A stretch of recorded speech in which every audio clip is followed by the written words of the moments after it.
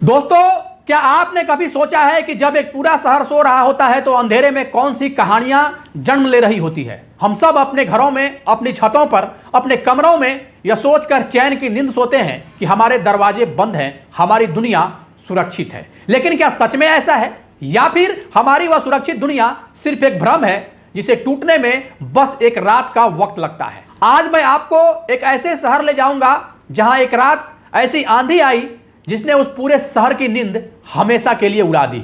यह कहानी किसी डरावनी फिल्म की नहीं है, यह हकीकत है, एक ऐसी हकीकत, एक ऐसा सच जो बताता है कि जब इंसानियत अपने सबसे निचले स्तर पर गिरती है तो वह कैसा खेल खेलती है। 11 अप्रैल 2026 महाराष्ट्र के अमरावती जिले के परतवाड़ा में अचानक लड़कियों के सैकड़ों आपत्तिजनक वीडियो वायरल होने लगे थे। लोगों ने इस मामले का एक नामकरण भी कर दिया, कहीं अमरावती सेक्स स्कैंडल कांड, तो किसी ने इस कांड का नाम रखा परतवाड़ा अश्लील वीडियो कांड। 4 आरोपी थे, अयान अहमद, उजैर खान, मोहम्मद साद और तरबेज खान। दरअसल 19 साल का अयान अहमद असुद्दीन ओवैसी की पार्टी से जुड़ा था। इसके मोबाइल से 350 लड़कियों के वीडियो मिले। वीडियो कोई आम डांस डायलॉग वाले वीडियो नहीं थे, बल्कि आपत्तिजनक वीडियो थे।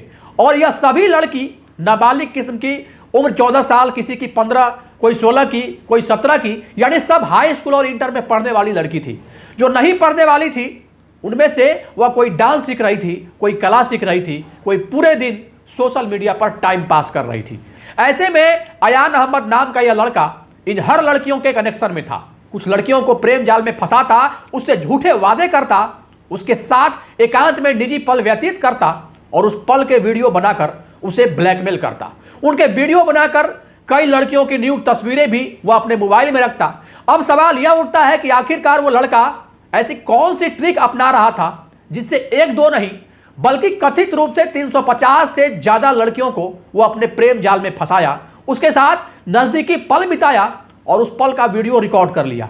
सवाल यह भी है कि यह वीडियो अचानक से इसके मोबाइल से बाहर कैसे आ गई। आज के इस कहानी के माध्यम से हम यही जानने की कोशिश करेंगे कि आखिरकार उस दिन हुआ क्या था। दरअसल यह सब किसी लड़की की शिकायत पर नहीं हुआ। यह मामला खोला उसके एक दोस्त ने और उसने ही सारे वीडियो को वायरल कर दिया।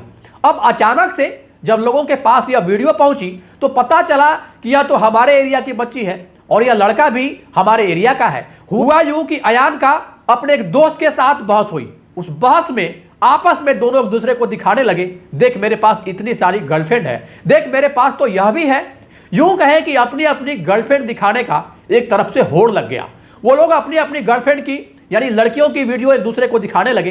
तो दिखा तेरी कितनी गर्लफ्रेंड है, अगर है भी तो सबूत दिखा। यानी बात आ गई गर्लफ्रेंड की गिनती, सबूत और ताकत पर। यानी जिसके पास जितनी ज्यादा गर्लफ्रेंड वो उतना ही बड़ा ताकतवर। बहस में यह सब चलने लगा। अब मोहम्मद अयान ने जो वीडियो थी वह अपने दोस्त को भी बांट रखी थी। उसमें उसका एक दोस्त था उजैर इकबाल, जिसकी उम्र 20 साल थी।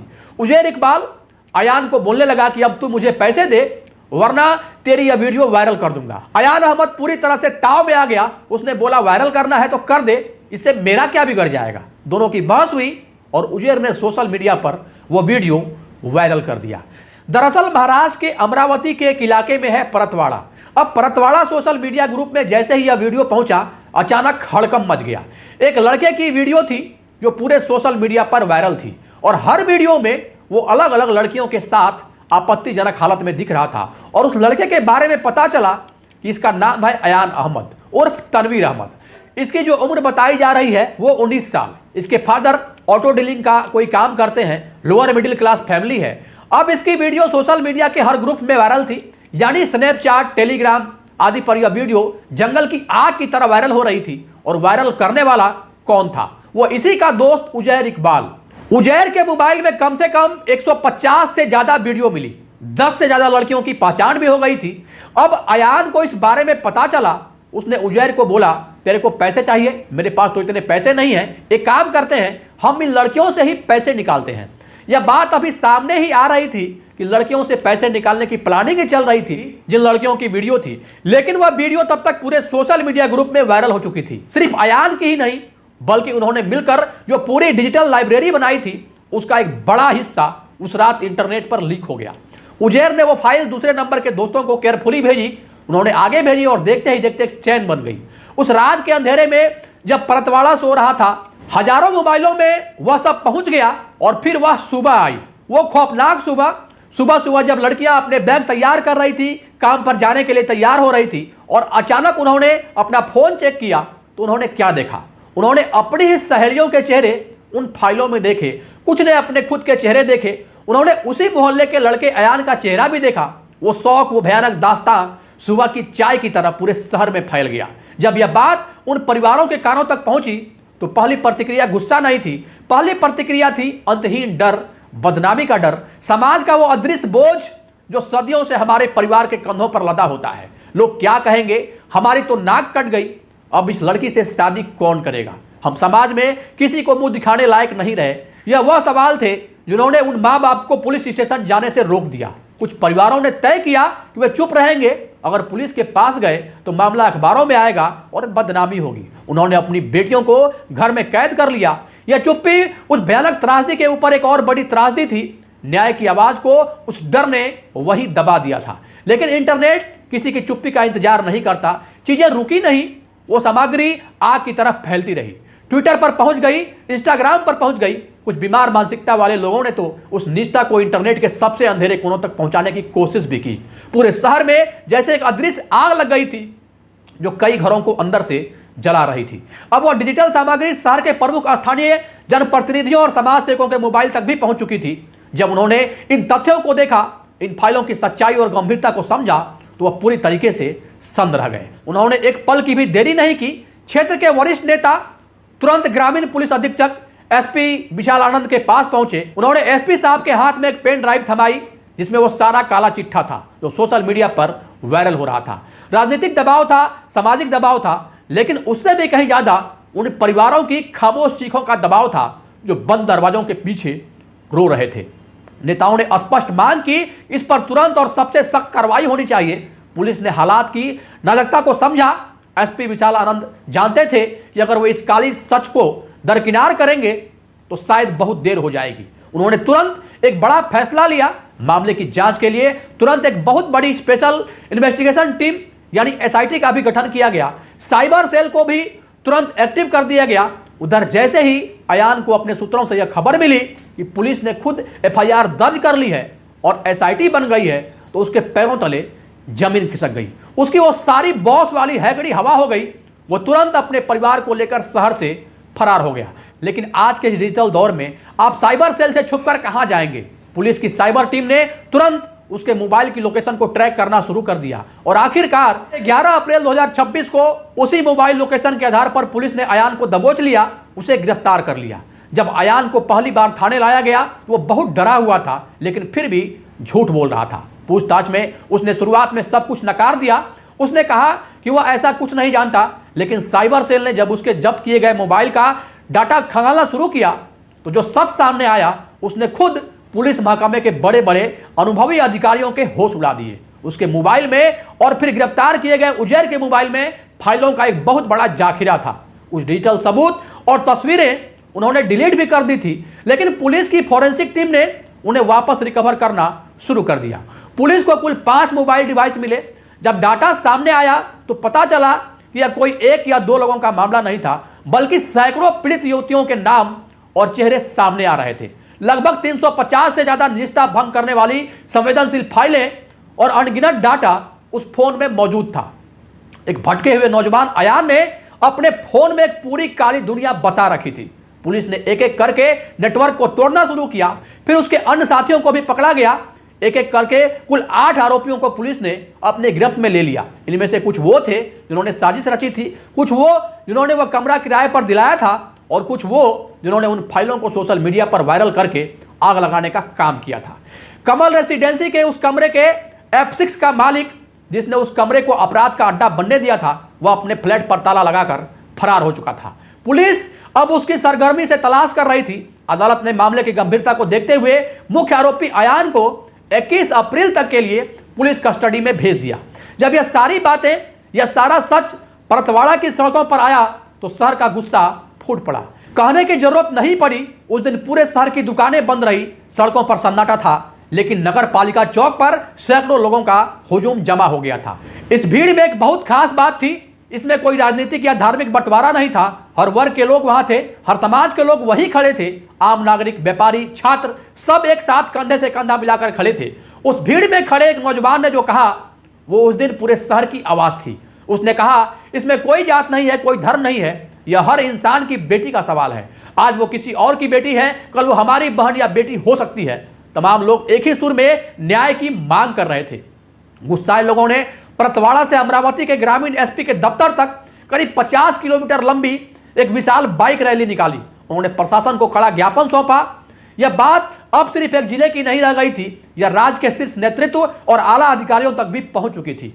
ऊपर से साफ और सख्त आदेश आ गया था कि किसी को भी बख्शा न जाए, और इसका असर बहुत जल्द जमीन पर दिखने लगा। 15 अप्रैल 2026 की तारीख अयान के घर के बाहर पहले ही एक नोटिस चिपका दिया गया, जिसमें बताया गया कि उसके घर की ऊपरी मंजिल अवैध रूप से बनाई गई है और उस हिस्से को जल्द से हटा लें। लेकिन जब उस नोटिस का कोई जवाब उनके घर वालों की ओर से नहीं आया तो प्रशासन ने अपना काम शुरू किया। उस सुबह परतवाड़ा की सड़कों पर एक भारी मशीन की गड़गड़ाहट सुनाई दी। वह प्रशासन का बुलडोजर था। स्थानीय जनप्रतिनिधि भी वहां मौजूद थे और उनके नेतृत्व में वह कार्रवाई भी शुरू हो गई। बुलडोजर का पंजा उठा और अयान के उस 2 मंजिला घर की अवैध सीढ़ियों पर पूरी ताकत से वार किया। ईंटें गिरने लगी, कंक्रीट टूटने लगा, हवा में धूल का एक बड़ा गुब्बारा भी उठने लगा और उस उड़ती हुई धूल में उन टूटती हुई दीवारों के साथ अयान का वो घमंड भी टूटकर चकनाचूर हो रहा था, जिसके दम पर उसने इतनी महीनों तक यह खौफनाक खेल खेला था। शायद उस दिन उन परिवारों को जिनकी बेटियों की आंखों के आंसू अभी सूखे नहीं थे, उस टूटते हुए घर को देखकर उसके सीने में थोड़ी ठंडक तो जरूर पहुंची होगी। लेकिन पुलिस की जांच के दौरान कुछ ऐसी बातें भी सामने आ रही थी जो इस सिस्टम और उस समाज पर बहुत बड़े सवाल खड़े कर रही थी। एक सबसे हैरान कर देने वाली बात जो सामने आई वह यह थी कि वह पुलिस जिसका काम आम जनता को सुरक्षित करना है, वो पुलिस जिसका काम रात के अंधेरे में हुड़दंग को रोकना है, वो क्या कर रही थी। एक फुटेज सोशल मीडिया पर सामने आया। यह अयान की बर्थडे पार्टी का वीडियो था। रात के ठीक 12 बज रहे थे।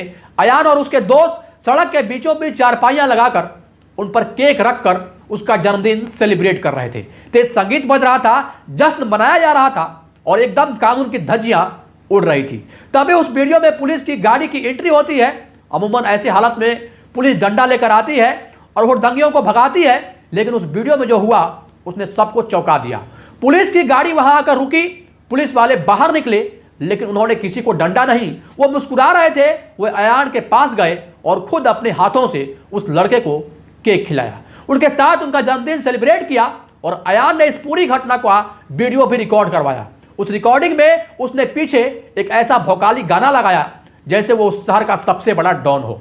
यह वीडियो अयान के लिए किसी खजाने से कम नहीं था। वो इसी चीज को सोशल मीडिया पर डालकर उन अनजान और भोली भाली युवतियों को प्रभावित करता। वह उन्हें दिखाता कि देखो मेरी पहुंच कितनी ऊपर तक है, पुलिस वाले भी मेरे जन्मदिन पर मुझे केक खिलाने आते हैं, अगर तुम मेरे खिलाफ कुछ भी करोगी तो पुलिस मेरा कुछ नहीं बिगाड़ पाएगी। जब यह पूरा सबूत एसपी साहब के संज्ञान में आया तो उन्होंने तुरंत कड़ा एक्शन लिया। उन 6 पुलिस वालों को जो उस रात उस अवैध पार्टी में शामिल थे, उन्होंने तुरंत लाइन हाजिर कराया और उन्हें ड्यूटी से तत्काल निलंबित कर दिया। अब पुलिस के सामने जो सबसे बड़ी और सबसे दर्दनाक चुनौती खड़ी थी वो अभी भी वही की वही थी। पुलिस ने अपने तकनीकी ज्ञान से 8-9 महिलाओं की पहचान कर ली थी जो उन डिजिटल फाइलों में मौजूद थी। एसआईटी की महिला अधिकारी सादे कपड़े में बिना किसी पुलिस की गाड़ी के छुपते छुपते उन युवतियों के घर तक गई। यह इसलिए किया गया ताकि आस पड़ोस के लोगों को शक ना हो, कोई उंगली ना उठाए। पुलिस ने उन परिवारों से हाथ जोड़कर मिन्नतें की। पुलिस ने साफ कहा, आपको घर से बाहर पुलिस स्टेशन आने की जरूरत नहीं है, आपका नाम बिल्कुल गुप्त रखा जाएगा, आपका पता किसी कागज पर सार्वजनिक नहीं होगा। हम खुद आपके घर आकर सील इन्वॉल्व यानी बंद लिफाफे में आपका बयान दर्ज करेंगे और उसे सीधे मजिस्ट्रेट के सामने पेश करेंगे। पुलिस ने हेल्पलाइन नंबर तक जारी कर दिया, लेकिन फिर भी कोई सामने नहीं आया। हालांकि मीडिया रिपोर्ट की माने तो कुछ पीड़ित परिवार सामने जरूर आए, लेकिन वो भी डरे हुए हैं, सहमे हुए हैं। जांच अधिकारियों ने भारी मन से एक बात कही जो आज भी चुभती है। उन्होंने कहा, जब तक पीड़ित खुद सामने आकर अपना बयान नहीं देती, अगली कानूनी कार्रवाई में बहुत बड़ी रुकावट होगी। जरा सोचिए, मुजरिम जेल में है, सबूत पुलिस के पास है, पूरा शहर साथ खड़ा है, लेकिन वो सिस्टम, वो कानून बिना पीड़ित की गवाही के बेबस है। अगर कोई शिकायत करता नहीं होगा तो कल को अदालत में यह केस पूरी तरीके से कमजोर पड़ जाएगा। बिना पीड़ित पक्ष के यह मामला ज्यादा दिन टिक नहीं पाएगा और हो सकता है कुछ महीनों में इन लड़कों को जमानत मिल जाए। और अगर ये लड़के छूट गए तो यह पूरे समाज के मुंह पर एक ऐसा तमाचा होगा जो हर उस इंसान की हिम्मत तोड़ देगा जो न्याय के लिए लड़ना चाहता है। जांच में एक बेहद और संवेदनशील और दर्दनाक बात सामने आई। लोगों में यह चर्चा थी कि शायद अयान ने किसी दूसरे वर्ग की युवतियों को ही जानबूझकर निशाना बनाया है। लेकिन जब पुलिस ने उन सैकड़ों फाइलों को खंगाला और जो सच्चाई सामने निकली, जांच में यह स्पष्ट हुआ कि अपराधी ने किसी एक खास वर्ग को टारगेट नहीं किया था। उन सैकड़ों पीड़ितों में हर पृष्ठभूमि की युवतियां थी, लेकिन सबसे ज्यादा संख्या उसी मोहल्ले और आसपास के इलाके की महिलाओं की थी जहां अयान रह रहा था। यानी इस अपराधी ने अपने ही धर्म के, अपने पास पड़ोस इलाके के लोगों के विश्वास को नीलाम कर दिया। इसके लिए इंसानियत सिर्फ एक खिलौना थी। राजनीतिक संगठन ने अपना पल्ला पूरी तरीके से झाड़ लिया। उन्होंने कह दिया कि अयान को तो हमने 10 जनवरी 2026 को ही पार्टी से निकाल दिया है। लेकिन सवाल सिर्फ राजनीति का नहीं था। सवाल यह था कि क्या सच में एक लड़का जो कॉलेज में पढ़ता है वो इतना बड़ा नेटवर्क अकेले चला रहा था? उसे यह सब किसने सिखाया? क्या इन लड़कों के पीछे कोई और फंडिंग कर रहा था? क्योंकि वह फ्लैट का किराया, वह कैफे का बिल, वो महंगे गिफ्ट्स, इन सब के लिए पैसे कहां से आ रहे थे? क्या यह संवेदनशील और आपत्तिजनक डाटा इंटरनेट के उन अवैध प्लेटफॉर्म को बेचा भी गया था जहां से पैसे कमाए जाते हैं? पुलिस अभी भी इन तमाम एंगल पर बारीकी से जांच कर रही है। एसआईटी का काम अभी खत्म नहीं हुआ है, लेकिन इस पूरी कहानी में इन सारे तथ्यों और सबूतों से परे जो बात सबसे ज्यादा दर्दनाक है वो यह नहीं है कि एक बुरे इंसान ने बुरा काम किया, क्योंकि दुनिया में हमेशा से बुरे लोग रहे हैं। आज कोई नई बात नहीं है। जो बात सच में हैरान करने वाली है वह यह कि जब वो जानकारी, वो डिजिटल सामग्री इंटरनेट पर आई, लोगों ने न केवल उस डिजिटल सच को बड़े ही चाव से देखा, बल्कि देखो यह क्या है यह कहकर उस डिजिटल सामग्री को अपने दोस्तों को भी बड़े ही आसानी से भेज दिया। जिन युवतियों के भरोसे और सम्मान को उस लड़के ने बंद कमरे में छला था, उनके बचे खुची आत्मसम्मान को हमारे और आपके जैसे आम लोगों ने अपने अंगूठे से फॉरवर्ड का बटन दबाकर सरेआम नीलाम कर दिया। जो लोग अपनी आंखें बंद करके उस कड़वे सच को नकार सकते थे, उन्होंने उसे तमाशा बनाकर देखा। जो लोग पुलिस को सूचना दे सकते थे, वह ग्रुप्स में बैठकर उस पर चर्चा करते रहे। यह अयान की जीत नहीं थी, यह एक पूरे समाज की विफलता थी, आपकी और हमारी विफलता। उन परिवार के बारे में सोचिए जो आज तक पुलिस के पास नहीं गए। उनका दर्द भी समझना होगा। वे गलत नहीं हैं, वे सिर्फ और सिर्फ उस सड़ी हुई व्यवस्था और उस बीमार समाज की देन है जो पीड़ित को ही और ज्यादा प्रताड़ित करता है। जो समाज अपराधी से यह नहीं पूछता कि तूने ऐसा क्यों किया, बल्कि वह समाज विक्टिम से, उस रोती हुई लड़की से पूछता है कि तुम वहां गई क्यों थी, तुमने उससे बात ही क्यों की। जब तक समाज में यह सोच नहीं बदलेगी, कोई भी पिता अपनी बेटी को लेकर पुलिस स्टेशन के दरवाजे पर खड़ा नहीं हो पाएगा। लेकिन अंधेरे में भी एक छोटी सी किरण नजर आ रही थी। जांच आगे बढ़ रही है, धीरे धीरे ही सही कुछ परिवार सामने आने लगे हैं। अब तक 7 पीड़ित महिलाएं भी आगे आई है और उनके गुप्त बयान मजिस्ट्रेट के सामने भी दर्ज किए गए हैं। महिला सुरक्षा आईटी एक्ट और बीएनएस के तहत जो धाराएं लगी है उनमें बहुत कठोर सजा का प्रावधान है। सालों की जेल और कुछ मामलों में तो उम्र कैद तक भी हो सकती है। परतवाड़ा शहर आज भी जख्मी है। उसकी आत्मा पर एक ऐसा घाव लगा है जिसे भरने में शायद पीढ़ियां लग जाए। लेकिन वह शहर लड़ रहा है, वह हार कर बैठा नहीं है। दोस्तों, यह कहानी सुनाना आसान नहीं था। स्क्रिप्ट लिखते समय मेरे हाथ कांप रहे थे। वीडियो शूट करते समय अंतरात्मा रो रही है, क्योंकि हर शब्द के साथ उन लड़कियों के गुप्त चेहरे सामने आ रहे हैं जिनकी गलती सिर्फ और सिर्फ इतनी थी कि उन्होंने उस उम्र में किसी पर भरोसा कर लिया था जिस उम्र में दुनिया बहुत रंगीन, बहुत नई लगती है, जिस उम्र में हर मीठी आवाज में सच्चाई महसूस होती है। जब कोई अच्छा लगता है तो लगता है कि वह इंसान हमेशा ऐसे ही अच्छा रहेगा। इसलिए अगर आप यह सुन रहे हैं तो उन युवतियों को दोष मत दीजिए, उन परिवारों को भी दोष मत दीजिएगा जो डर के मारे आगे नहीं आए। दोष उस बीमार सोच को दीजिए जो एक नौजवान के दिमाग में यह जहर भर देती है कि किसी इंसान की इज्जत, किसी का जीवन उसके लिए सिर्फ एक ट्रॉफी है। और सबसे बड़ा दोष उस सिस्टम को दीजिए जो पीड़ित को ही शर्मिंदा होने पर मजबूर कर देता है। आज हमें अपने घरों में झांकने की जरूरत है। अगर आपके घर में एक बेटी है तो उससे बात कीजिए। उसकी जिंदगी में इतने व्यस्त मत हो जाइए कि आप उसके दोस्त ही बन नहीं पाए। उसे यह यकीन दिलाइए कि दुनिया में चाहे कुछ भी हो जाए, अगर कोई उसे डराए, कोई उसे धमकाए या कोई इंटरनेट पर उसे ब्लैकमेल करने की कोशिश करे तो वह डरे नहीं। वह सबसे पहले आकर आपको बताए। उसे यह भरोसा होना चाहिए उसके पिता, उसकी माँ, उसके भाई उसे उस रूप में जज नहीं करेंगे, उसे ताने नहीं मारेंगे, बल्कि एक ढाल बनकर उसके साथ हमेशा खड़े रहेंगे। और सबसे जरूरी बात, अगर आपके घर में एक बेटा है तो उससे भी बात कीजिए, उसे यह समझाइए कि बड़ा वो इंसान नहीं होता जो दूसरों को नीचे गिराकर उन्हें धोखा देकर खुद को बॉस समझे, बल्कि बड़ा वो होता है जो गिरे हुए को ऊपर उठाए। और आखिर में एक कसम खाइए, अगर कभी भी किसी भी व्हाट्सएप ग्रुप में या आपके फोन पर कोई ऐसी आपत्तिजनक निजी या किसी की गरिमा को ठेस पहुंचाने वाली सामग्री आए तो उसे देखने या आगे फॉरवर्ड करने से पहले एक पल के लिए जरूर रुकिए। उसी वक्त उस फाइल को डिलीट कीजिए, क्योंकि आप उस सामग्री में दिखने वाले उस मजबूर इंसान की इज्जत के आखिरी रखवाले हैं, उसके दुश्मन नहीं। यह लड़ाई अब सिर्फ पुलिस और पीड़ित परिवार की नहीं है, यह लड़ाई मेरी है, आपकी है, हम सबकी है। क्योंकि जब तक समाज नहीं बदलेगा तब तक कोई भी शहर, कोई भी गांव, कोई भी मोहल्ला, कोई भी घर पूरी तरह से सुरक्षित नहीं रह सकता। हम उम्मीद करते हैं कि अदालत से जो फैसला आएगा वो इतिहास के पन्नों में एक इतिहास बनेगा, ताकि कल कोई दूसरा आयान किसी इंसान के सपनों को तोड़ने की जुर्रत भी न कर सके। दोस्तों, आप या आपका कोई जानने वाला साइबर बुलिंग या डिजिटल ब्लैकमेल का शिकार है तो कृपया डरे नहीं, तुरंत राष्ट्रीय साइबर अपराध हेल्पलाइन 1930 या महिला हेल्पलाइन 1091 पर कॉल करें। सोचिएगा जरूर, हम सब अपनी अपनी जिंदगियों में बहुत व्यस्त हैं, लेकिन कभी कभी रुकना भी जरूरी होता है, सोचना भी जरूरी होता है। जय हिंद, जय भारत।